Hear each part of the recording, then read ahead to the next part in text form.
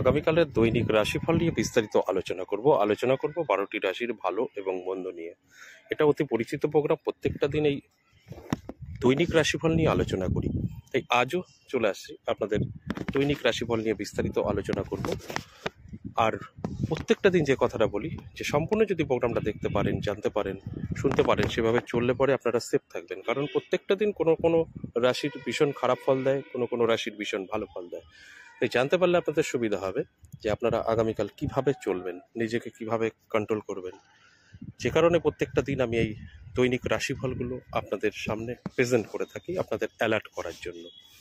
আগামীকাল 10 ফেব্রুয়ারি সোমবার, ত্রয়োদশী তিথি, পুনর্বসু নক্ষত্র, প্রীতি যোগ ও জন্মরাশি মিথুন। এবার 12টি রাশি নিয়ে আমি বিস্তারিত বলবো আর আপনাদের অ্যালার্ট করার চেষ্টা করব কোন দিক থেকে আপনাদের সফলতা, কোন দিক থেকে আপনাদের অনেকটা সতর্কতা থাকতে হবে, সেটা আপনাদের কিন্তু বিস্তারিত জানানোর চেষ্টা করব। আমি এখন তারাপীঠ আছি, তারাপীঠের মহাশ্মশানে থেকে বেরিয়ে এখন আমি আমার লজের উপরে বসে আপনাদের সঙ্গে এই দৈনিক রাশিফল শেয়ার করছি। এটা প্রত্যেকটা দিন দেওয়া হয়, তাই আমি দুদিন ধরে এখানে আছি। তাই আপনাদের গতকাল দিতে পারিনি, যে কারণে আজ আমি আপনাদের এই হোটেলের ছাদে বসেই দেওয়ার চেষ্টা করছি। তাহলে আসুন বিস্তারিত আলোচনা করি আপনাদের আগামীকাল দিনটি কেমন যাবে। আমি অবশ্যই আলোচনা করব, তার আগে আমার সাথে কিভাবে যোগাযোগ করবেন একটু বলে নিই। আপনারা সরাসরিও আসতে পারেন আমার মন্দিরে এবং এই তারাপীঠে আপনারা পেয়ে যাবেন, এবং আমার মন্দির বীরনগরেও পেয়ে যাবেন। বাড়িতে বসেও আপনারা আমার সাথে যোগাযোগ করতে পারবেন অনলাইনের মাধ্যমে। সে বিষয়েও আপনারা অবশ্যই হোয়াটসঅ্যাপে এসে ভয়েসে বা লিখে বলবেন যে সরাসরি দেখা করতে চাইছেন না অনলাইনে বাড়িতে বসে। দুটো ক্ষেত্রেই কিন্তু হোয়াটসঅ্যাপ ব্যবহার করতে হবে আপনাদের। আর যদি মনে হয় যে না আমি সরাসরি আসবো, তারাপীঠ যদি আপনার কাছে আসতে পারেন, আমার মন্দির নদিয়া বীরনগর, সেখানেও আসতে পারেন। সাউন্ডটা হয়তো ডিস্টার্ব হতে পারে, কারণ এখানে প্রচুর হাওয়া চলছে। শুধু আপনাদের প্রত্যেকটা দিন এই প্রোগ্রামটা করি, আপনাদের আলোচনা করি, অ্যালার্ট করি, যে কারণে আজকেও আপনাদের অ্যালার্ট করার জন্যই এই প্রোগ্রামটা করছি। আর যদি সাউন্ড কোনো প্রবলেম হয় এর জন্য অবশ্যই ক্ষমা করবেন। তাহলে আসুন বিস্তারিত এক এক করে রাশিগুলো বলি। কোন রাশির জন্য অনেকটাই শুভ, কোন রাশির অ্যালার্ট থাকতে হবে, কোন রাশি ভাগ্য বদলাবে। প্রথমেই মেষ রাশি নিয়ে আমি বলবো। মেষ রাশির জাতক জাতিকাদের অবশ্যই একটু সতর্ক থাকতে হবে। মেষ রাশির জাতক জাতিকাদের বন্ধু বান্ধবীর থেকে কিন্তু সতর্ক থাকতে হবে। আপনার কিছুটা সমস্যা ফেলে দিতে পারে, বিপদে ফেলে দিতে পারে। সেই জায়গাগুলো অবশ্যই আপনাদের মাথায় নিয়ে চলতে হবে। যদি আপনারা খুব হালকায় নিয়ে ফেলেন, সেখান থেকে একটা বিপদের সম্ভাবনা থাকছে। বৃষ রাশির জাতক জাতিকাদের ক্ষেত্রে বলবো যে আপনাদের সময়টা একটু ভালো যাবে। আপনারা একটু ভালো বলতে যে কোনো আটকে থাকা কাজ দেখবেন ক্লিয়ার হচ্ছে, নানা রকম যে সুযোগ সুবিধাগুলো আপনার আসছিল না সেগুলো কিন্তু পেতে শুরু করবেন। সেটা অবশ্যই পজিটিভ থাকছে। এবং তার সাথে আপনাদের অবশ্যই মাথায় রাখতে হবে যে আপনার ভালো সময় চলছে বলে অবশ্যই আপনিও কিন্তু সময়টা কাজে লাগানোর চেষ্টা করবেন। ঘরে বসে থেকে কিন্তু কোনো কিছু পাওয়ার আশা করবেন না, সেটা সম্ভব নয়।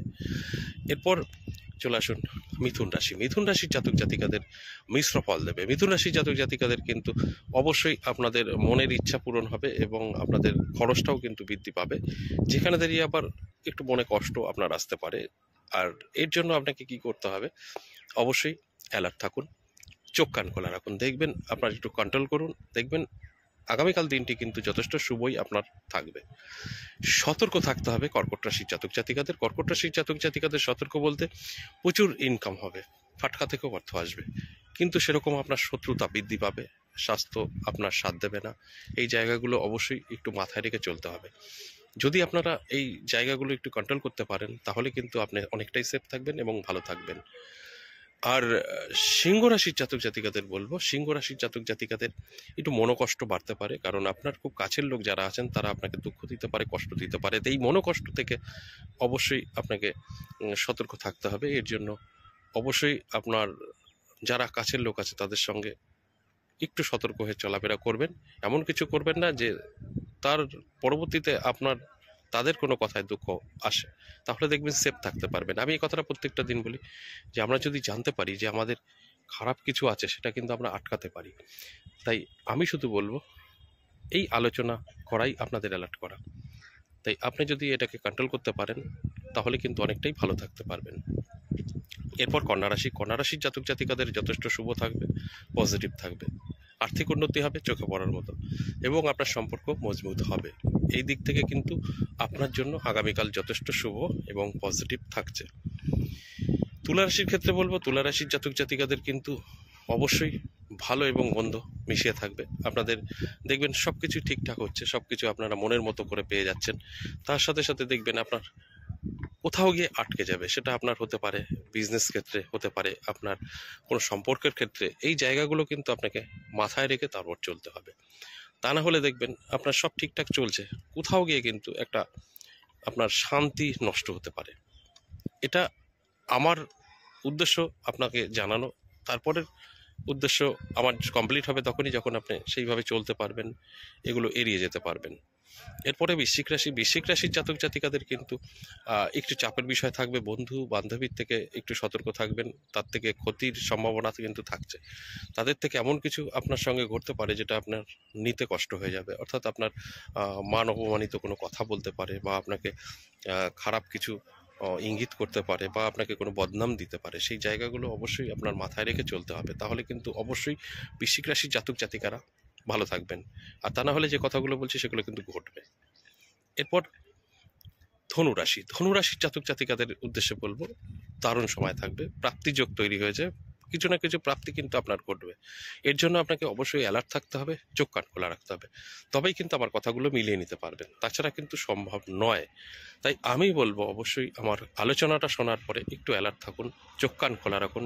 আমি যে কথাগুলো বলছি আপনারা কিন্তু কন্ট্রোল করতে পারবেন। আর যদি মনে হয় যে না, জাস্ট টাইম পাস করছি, তাহলে কিন্তু কিছু সমস্যা আপনার থাকবে এবং ভালো জিনিস হাতছাড়া হয়ে যেতে পারে। এরপর চলে আসুন মকর রাশির জাতক জাতিকাদের কিন্তু অবশ্যই আমি বলবো অ্যালার্ট থাকতে। আপনার নানাভাবে কিন্তু সুযোগ সুবিধা আসতে পারে, যে সুযোগ সুবিধা আপনার ভাগ্য বদলাতে পারে, নানা দিক থেকে কিন্তু আপনার জীবনে একটা আর্থিক উন্নতির যোগ তৈরি করে দিতে পারে। এগুলো অত্যন্ত পজিটিভ, আর এই পজিটিভ দিকগুলো আমি আলোচনা করি আপনাদের অ্যালার্ট করার। কুম্ভ রাশির জাতক জাতিকাদের জন্য যথেষ্ট ভালো থাকবে। আপনাদেরও কিন্তু প্রাপ্তিযোগ তৈরি হয়েছে, নানাভাবে সুযোগ সুবিধা আসবে, আর্থিক উন্নতি হবে, কিন্তু আপনাদের অ্যালার্ট থাকতে হবে, সতর্ক থাকতে হবে। যদি সঠিকভাবে আপনার আগামীকাল দিনটি ব্যবহার করতে পারেন, তাহলে কিন্তু ভাগ্যের চাকা ঘুরে যাবে। কুম্ভ রাশির জাতক জাতিকাদের যথেষ্ট পজিটিভ এবং শুভ থাকছে আগামীকাল। সর্বশেষ মীন রাশির জাতক জাতিকাদের কিছুটা সমস্যা তৈরি হতে পারে সাংসারিক জীবনে এবং লাভ রিলেশনে। এই দিকটা অবশ্যই মাথায় রেখে চলতে হবে, তা না হলে প্রবলেম আপনার জীবনে আসতে পারে। এছাড়া অন্যান্য দিক থেকে শুভ। এই যে 12টি রাশিকে নিয়ে আলোচনা করলাম, টোটালটাই কিন্তু অ্যাভারেজ এবং সর্বজনীন।